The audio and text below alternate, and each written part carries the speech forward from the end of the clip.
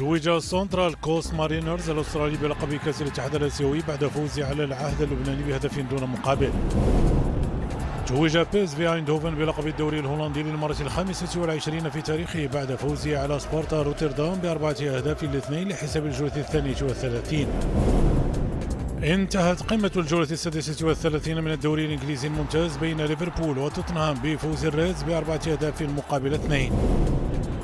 في الدوري الإسباني تغلب ريال بيتيس على مضيف أوساسونا بهدفين دون رد في الجولة 34.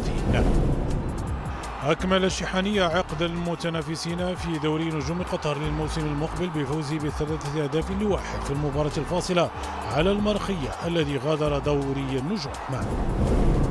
توج الروسي أندري روبليف بلقب بطولة مدريد ماسترز للتنس بفوزه في النهائي على الكندي فيليكس أوجي الياسين ب2-1. توج